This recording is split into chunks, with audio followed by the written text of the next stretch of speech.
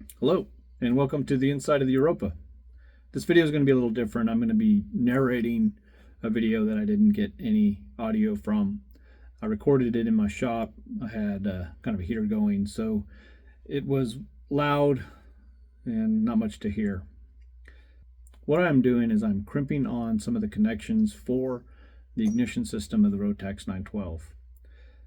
The sheathing I'm pulling back to expose the braided wire, and I'm going to join those two together for the left and right.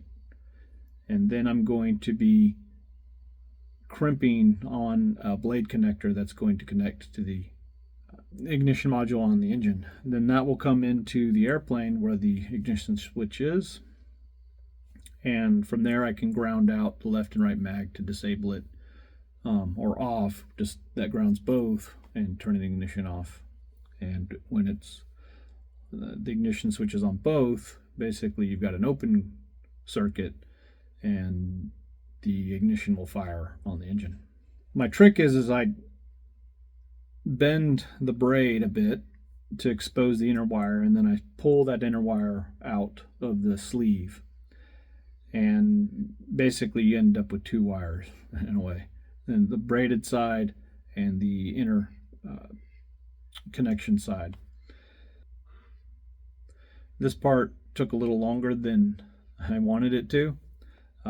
It's a little tricky getting in there.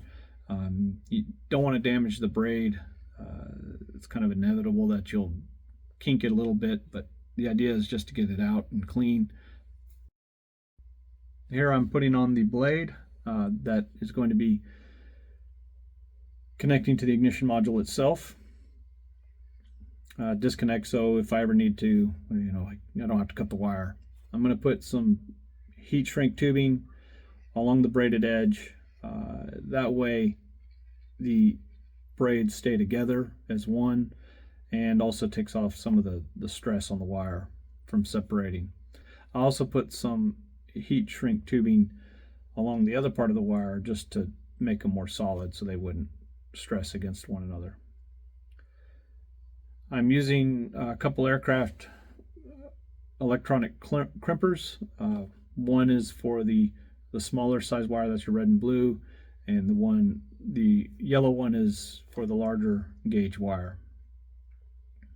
This allows me to ground the braided side to the engine itself. That braid comes all the way back in to the ignition switch on the cockpit, and then runs that circuit back to the engine. So when I change the ignition switch, it'll either close or open that circuit, grounding the engine to itself, basically disabling the ignition modules.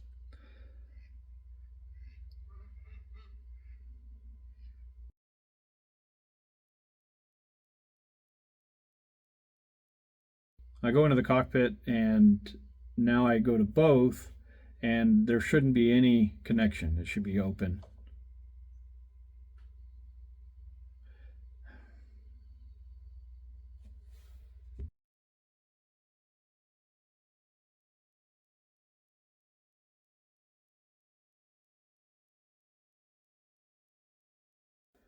Well, thank you for watching this short video.